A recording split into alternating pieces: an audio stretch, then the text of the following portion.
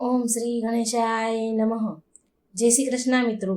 આજે આપણે મહાસુદ 11 જયા એકાદશીની વાર્તા સાંભળીશું. ભગવાન વિષ્ણુને અતિશય પ્રિય છે આ એકાદશી. ભગવાન વિષ્ણુ ખુદ એના મુખથી કહે છે કે સર્વ વ્રતોમાં મને એકાદશી વ્રત સૌથી વધારે પ્રિય છે. તો આ એકાદશીનું મહત્વ બહુ વધારે છે. માત્ર સાંભળવા માત્રથી આપણા પાપ નષ્ટ થાય છે. અશ્વમેઘ અથવા તો 1000 ગાયનું દાન કરવા બરાબર પુણ્ય મળે છે.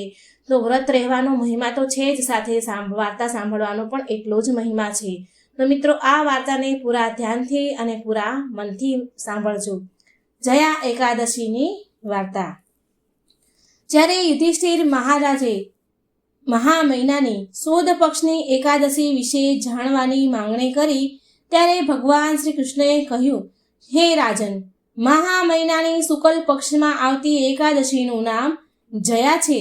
આ બધા પાપોનું હરણ કરનારી ઉત્તમ તિથિ ગણાય છે. એ અપવિત્ર તથા સઘળા પાપોનો નાશ કરનારી છે.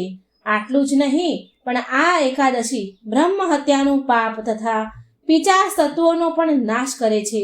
આ એકાદશીનું વ્રત કરવાથી મનુષ્યને ક્યારેય પિશાચ યોનિમાં જવું નથી પડતું.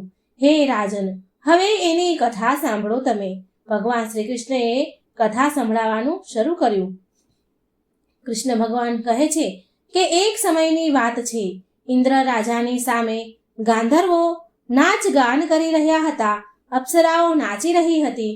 એમાં એક પુષ્પવતી કરીને એક ગાંધર્વ કન્યા હતી, જે બહુ જ રૂપવાન હતી. એક માલ્યવાન નામનો ગાંધર્વ મલિનનો પુત્ર પણ હતો. આ બંને એકબીજાને પ્રેમ કરતા હતા. અત્યારે એમનું જ નાચ ગાન થઈ રહ્યું હતું.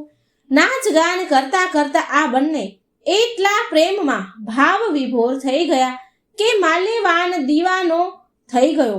સંગીતના સૂરો બેસૂરા થવા લાગ્યા. પુષ્પાવતી પ્રેમમાં પાગલ બનીને નાચવાના તાલ ભૂલવા લાગી. ઇન્દ્ર રાજાએ આ જોયું અને ક્રોધિત થઈ ગયા અને શ્રાપ આપ્યો, તમે બંને પિશાચ યોનિમાં જાઓ. ભરી સભામાં અપમાન કરવા વાળાને આવી જ આપવામાં આવે છે. આવી જ સજા આપવામાં આવે છે. અપવિત્ર પાણી અને અપવિત્ર ભોજન જ તમારા માટે યોગ્ય છે. આ પ્રમાણે ઇન્દ્રનો શ્રાપ મળવાથી બંનેના મનમાં ઘણું જ દુઃખ થયું. બંને હિમાલય પર્વત પર ચાલ્યા ગયા. પિશાચ યોનિ પ્રાપ્ત કરીને ભયંકર દુઃખ ભોગવવા લાગ્યા. શારીરિક યાતનાથી ઉત્પન્ન થયેલા તાપથી પીડિત થઈને બંને પર્વતની ગુફાઓમાં ભટકતા હતા. એક દિવસ પિશાચે પોતાની પત્નીને કહ્યું, આપણે એવું તે કયું પાપ કર્યું છે કે જેનાથી આપણને આ પિશાચ યોનિની યાતનાઓ પ્રાપ્ત થઈ? નરકનું કષ્ટ અત્યંત ભયંકર છે અને પિશાચ યોનિ પણ આ ઘણું જ દુઃખ દેનારી છે. માટે પૂર્ણ પ્રયત્ન કરીને પાપથી બચવું જોઈએ. આ રીતે ચિંતાને કારણે બંને જણા સુકાતા જતા હતા. અચાનક જ પિશાચને મહા મહિનાના શુક્લ પક્ષની જયા એકાદશી યાદ આવી ગઈ અને આ દિવસે બંને તદ્દન ભૂખ્યા રહ્યા અને ભગવાન વિષ્ણુનું રટણ કરતા રહ્યા. આ દિવસે તેમણે કોઈ જીવની હિંસા ન કરી, એટલે સુધી કે ખાવા માટે ફળ પણ ન તોડ્યું. નિરંતર દુઃખના કારણે બંને ચિંતા મગ્ન એક પીપળાના વૃક્ષની નીચે આવી રીતે રાત જાગતા જ બેસી રહ્યા. દિવસ ઉગ્યો, બારસનો દિવસ આવ્યો. આ પ્રમાણે પિશાચ દંપતીએ જયા એકાદશીના વ્રતનું ઉત્તમ વ્રત કર્યું. આ વ્રતના પ્રભાવથી અને વિષ્ણુ ભગવાનની શક્તિથી આ બંનેનું પિશાચપણું દૂર થઈ ગયું. પુષ્પવતી અને માલ્યવાન પોતાના પહેલાના રૂપમાં આવી ગયા. એમના દિલમાં એ જ જૂનો સ્નેહ ઉભરાઈ રહ્યો હતો. તેઓ બંને મનોહર રૂપ ધારણ કરીને વિમાનમાં બેઠા અને સ્વર્ગલોકમાં ચાલ્યા ગયા. ત્યાં ઇન્દ્ર પાસે જઈને ઘણી જ ખુશાલી સાથે દંડવત પ્રણામ કર્યા. આ બંનેને આવા અલૌકિક રૂપમાં જોઈને ઇન્દ્રને પણ ઘણું જ આશ્ચર્ય થયું. ઇન્દ્રએ તરત જ પૂછ્યું, બોલો, ક્યાં પુણ્યના પ્રભાવથી તમે બંને પિશાચ યોનિમાંથી મુક્ત થઈને અહીં આવ્યા છો? તમે તો મારા શ્રાપથી શ્રાપિત હતા. તો પછી કયા દેવતાએ તમને એમાંથી છુટકારો અપાવ્યો?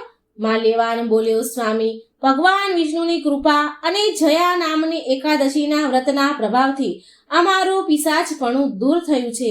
ઇન્દ્રએ કહ્યું, તો હવે તમે બંને સુધા પાન કરો. જે લોકો એકાદશીના વ્રતમાં મગ્ન અને શ્રી કૃષ્ણના શરણાગત થાય છે તેઓ મારા પણ પૂજનીય બને છે. આ મહાત્મ્યને વાંચવાથી અને સાંભળવાથી અગ્નિ હોમ યજ્ઞ જેટલું પુણ્ય પ્રાપ્ત થાય છે. ભગવાન શ્રી કૃષ્ણએ યુધિષ્ઠિરને આ રીતે જયા એકાદશીનું મહત્વ સમજાવ્યું. તો મિત્રો, આ એકાદશીની વાર્તા સાંભળજો અને બીજાને પણ શેર કરજો. પુણ્યના ભાગીદાર બનજો.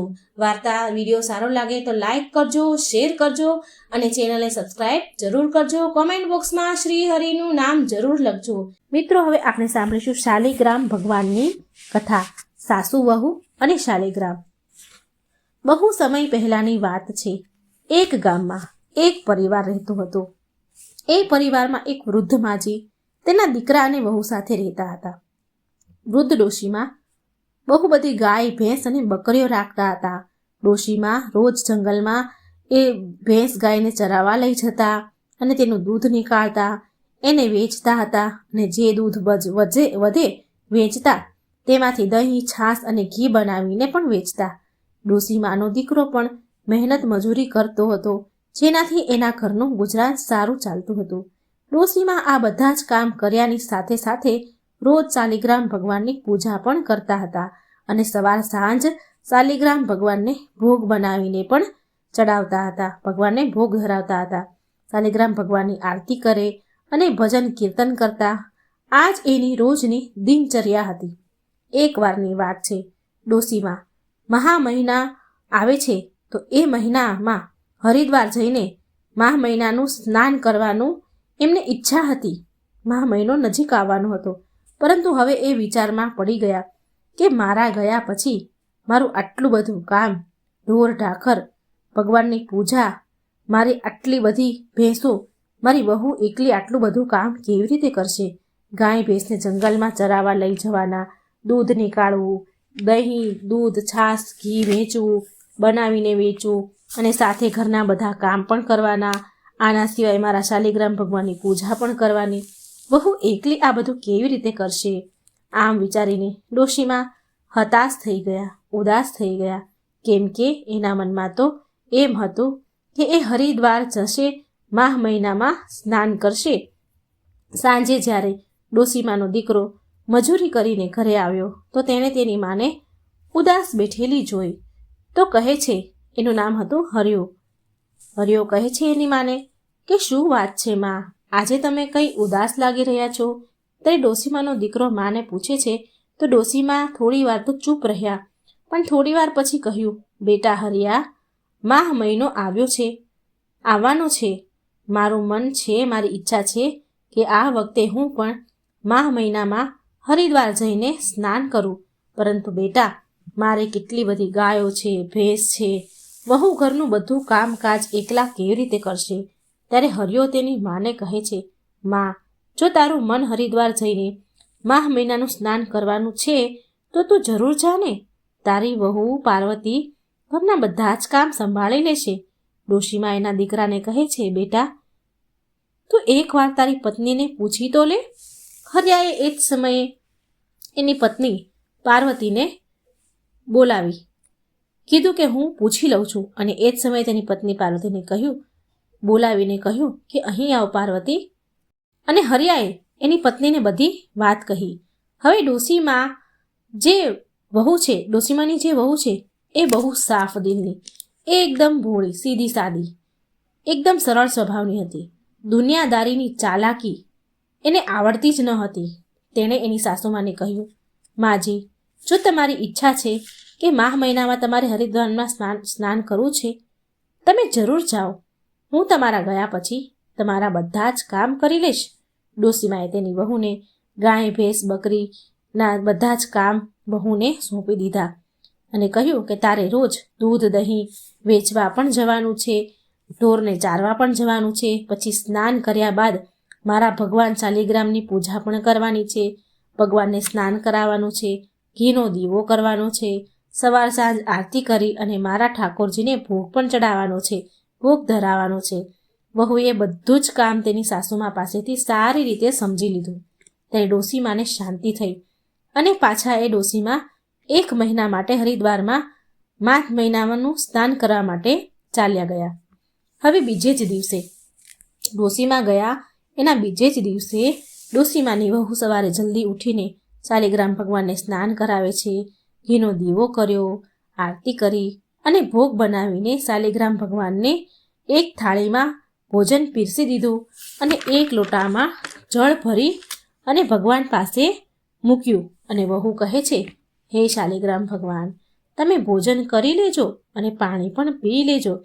હું આવીને એઠા વાસણ લઈ જઈશ, કેમ કે મારે હજી ઘરના ઘણા બધા કામ બાકી છે કરવાના.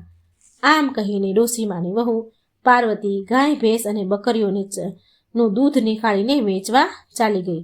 જ્યારે પાર્વતી બધા કામ કરી પાછી આવી તો તેણે જોયું કે શાલિગ્રામ ભગવાન પાસે ભોજનની થાળી હજી એમની એમ જ છે. એમાંથી ભોજન હલ્યું પણ નથી. હવે ડોસીમાની વહુએ વિચાર્યું, લાગે છે મારી પૂજા પાઠમાં કોઈ કમી હશે, માટે ઠાકોરજીએ ભોજન નથી કર્યું. શાલિગ્રામ ભગવાનને સાસુમાની યાદ આવતી લાગે છે, માટે એમણે ભોજન નથી કર્યું. પછી થોડીવાર માટે પાર્વતીએ આંખો બંધ કરી અને શાલિગ્રામ ભગવાનની સ્તુતિ કરવા લાગી અને બોલી, હે ઠાકોરજી, હે ભગવાન, આજે મારી પૂજામાં પાઠમાં કોઈ ભૂલ થઈ ગઈ હોય તો મને માફ કરી દેજો, પણ તમે ભોજન કરી લો. અને પછી તેણે વિચાર્યું, લાગે છે કે મેં આજે પડદો નથી કર્યો, પડદો નથી પાડ્યો, માટે ભગવાન શાલિગ્રામ એ ભોજન નહીં કરતા હોય. પછી પાર્વતી મંદિર પાસેથી ઊભી થઈ અને ભગવાનનો પડદો પાડી દીધો અને બોલી, હે શાલિગ્રામ ભગવાન, મેં પડદો લગાવી દીધો છે, હવે તમે ભોજન કરી લો.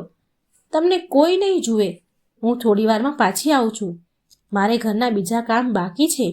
આટલું કહીને પાર્વતી ત્યાંથી ચાલી ગઈ અને ઘરનું કામ પૂરું કરીને ફરીથી મંદિરમાં પાછી આવી અને તેણે ફરી પડદો ઉઠાવીને જોયું તો ભોજનની થાળી એમની એમ ભરેલી જોઈ. પછી પાર્વતી બોલી, હે ઠાકોરજી, જો તમે ભોજન નહીં કરો તો હું પણ ભોજન નહીં કરું, કારણ કે મારી સાસુમાં તો પૂરા 1 મહિના માટે હરિદ્વારમાં માહ મહિનાનું સ્નાન કરવા માટે ગયા છે. જો તમને મારી સાસુની યાદ આવે છે તો તમે ચિંતા ન કરો.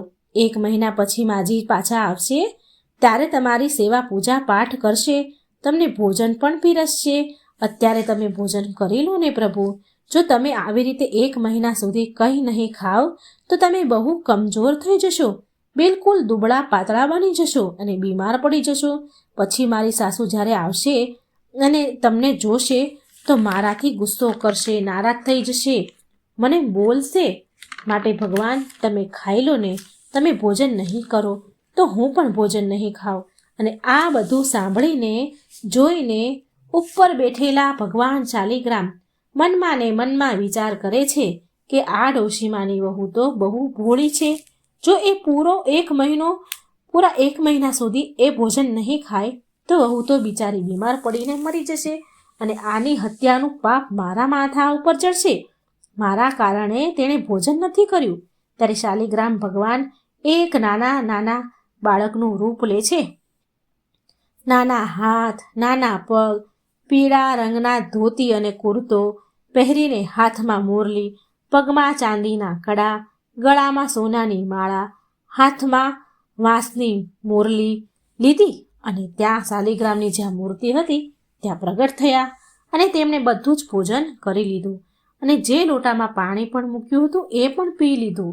અને ડોશીમાની વહુને શાલિગ્રામ ભગવાન કહે છે, બેટા, મેં બધું ભોજન જમી લીધું છે, હવે તું પણ ભોજન કરી લે અને હું તારી ગાય ભેંસ અને બકરીઓને જંગલમાં ચરાવીને આવું છું, સાંજે જ ઘરે પાછો આવીશ.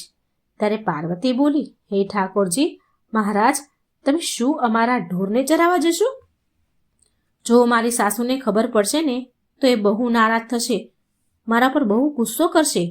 ત્યારે શાલિગ્રામ ભગવાન બોલ્યા, અરે પાર્વતી, પૂરો દિવસ, આખો દિવસ હું ઘરમાં રહીશ તો મારું મન પણ નહીં લાગે. આવી રીતે જો હું તારી બકરી ગાય ભેંસ ચરાવીને લાવીશ તો મારો આખો દિવસ નીકળી જશે. પછી પાર્વતી કંઈ બોલી નહીં અને આમ શાલિગ્રામ ભગવાન તેના બધા જ ઢોરને, ગાય ભેંસ બકરીને જંગલમાં ચરાવવા માટે લઈ ગયા અને સાંજે બધા ઢોરને લઈને ઘરે ચરાવીને પાછા આવ્યા અને આવીને કહે છે, ભગવાન શાલિગ્રામ કહે છે, પાર્વતી, ઓ પાર્વતી, ગરમ ગરમ રોટલી, દૂધનો વાટકો અને માખણ આપી દે મને બહુ ભૂખ લાગી છે. ડોશીમાની વહુએ ભગવાનની વાત સાંભળી અને તેમને જલ્દીથી આસન પર બેસાડ્યા અને ભોજનની થાળી પીરસી ગરમા ગરમ દૂધનો વાટકો, માખણ અને રોટલી ખાવાનું પીરસી દીધું. ભગવાન શાલિગ્રામે ભોજન કર્યું, માખણ ખાધું, ગરમ દૂધ પીધું અને પાછા એની મૂર્તિમાં ચાલ્યા ગયા. હવે આવું રોજ થવા લાગ્યું. આમ પૂરો માહ મહિનો ધીરે ધીરે વીતતો ગયો. હવે ડોશીમાનો પાછો આવવાનો સમય થયો. મા સ્નાન કરીને ડોશીમા પાછા તેમના ઘેર આવ્યા. ઘરે આવતા જ ડોશીમા સૌથી પહેલાં એમના ઘરના મંદિરમાં ભગવાન શાલિગ્રામના દર્શન કરવા માટે ગયા, તો ત્યાં તેમણે ભગવાન શાલિગ્રામની મૂર્તિ દેખાણી નહીં. ત્યારે ડોશીમાએ એની વહુ પાર્વતીને પૂછ્યું કે, વહુ, મારા ભગવાન શાલિગ્રામની મૂર્તિ ક્યાં છે? વહુ બોલી, માજી, તમારા શાલિગ્રામ ભગવાન આપણા ઢોરને ચરાવવા માટે જંગલમાં ગયા છે. હવે તો એ સાંજે જ પાછા આવશે. આ સાંભળીને ડોશી તો પેલા ચોંકી ગયા, હેરાન થઈ ગયા અને બોલ્યા કે, શું ઠાકોરજી ભગવાન મૂર્તિમાંથી બહાર નીકળે ખરી અને એ પાછા ઢોર ચરાવવા જાય? વહુ, તું ખોટું બોલી રહી છો. તે જ મારા ઠાકોરજીની મૂર્તિને શાલિગ્રામને ક્યાંક મૂકી દીધા છે અથવા તો ક્યાંક ફેંકી દીધા છે. સાચું બોલ, મારા શાલિગ્રામ ભગવાન ક્યાં છે? આમ સાસુમાં તેની વહુને જોર જોરથી બોલે છે, ગુસ્સો કરે છે, ખીજાય છે. ત્યારે ડોશીમાનો દીકરો હરિયો આવ્યો એટલામાં, અને ડોશીમાએ પણ તેના દીકરા હરિયાને જોયો. એટલે હરિયો કહેવા લાગ્યો, માં, તું જાત્રામાંથી હરિદ્વારથી ક્યારે પાછી આવી ગઈ? ત્યારે ડોશીમા બોલ્યા, બેટા, હું તો હજી હમણાં જ આવી છું અને ઘરમાં આવીને શાલિગ્રામ ભગવાનના દર્શન કરવા માટે મંદિરમાં ગઈ તો મેં જોયું કે શાલિગ્રામ ભગવાનની મૂર્તિ તો છે જ નહીં મંદિરમાં, અને તારી વહુ એવું કહી રહી છે કે તેણે શાલિગ્રામ ભગવાનને ઢોરને ચરાવવા માટે જંગલમાં મોકલ્યા છે. જો બેટા, મેં તારા કહેવા પર હરિદ્વારમાં માહ મહિનાનું સ્નાન કરવા માટે હું રાજી થઈ હતી અને મેં ઘરનું અને શાલિગ્રામ ભગવાનની પૂજાની જવાબદારી પાર્વતી તારી વહુને સોંપી હતી. હવે તું જ તારી પત્નીને પૂછ કે મારા શાલિગ્રામ ભગવાન ક્યાં છે? ત્યારે હરિયાએ તેની પત્નીને પૂછ્યું, પાર્વતી, ભગવાનની મૂર્તિ ક્યાં છે? ત્યારે પાર્વતીએ પણ એક જવાબ આપ્યો જે તેણે તેની સાસુમાને આપ્યો હતો. એ કહે છે, ભગવાન મૂર્તિમાંથી નીકળીને ઢોરને ચરાવવા માટે જંગલમાં ગયા છે અને હવે તે સાંજે જ પાછા આવશે. ત્યારે ડોશીમા તેના દીકરાને કહે છે, સાંભળી લીધું હરિયા? ક્યાંક મૂર્તિમાંથી ભગવાન ક્યાંય બહાર નીકળે ખરી? સાંભળ્યું ને તે? ત્યારે હરિયો બોલે કે, માં, અત્યાર સુધી તમે 1 મહિના સુધી ધીરજ રાખી છે ને, તો હવે સાંજ સુધી થોડી વધારે ધીરજ રાખી લો. બધી હકીકત સાંજ થતાં ખબર પડી જશે. ધીરે ધીરે સાંજ પડી. ભગવાન શાલિગ્રામ પણ હવે ગાય ભેંસને લઈને ઘરે આવ્યા. ઢોર ચરાવીને ઘરે પાછા આવ્યા અને ડોશીમાની વહુને કહે છે, અરે પાર્વતી, ઓ પાર્વતી, ગરમ ગરમ રોટલી અને દૂધનો વાટકો, માખણ આપી દે મને બહુ ભૂખ લાગી છે. શાલિગ્રામ ભગવાન અને તેનો અવાજ માત્ર વહુને જ સંભળાતો અને ભગવાન દેખાતા, પણ ડોશીમા અને તેના દીકરાને ના તો અવાજ સંભળાતો અને ના ભગવાન દેખાયા.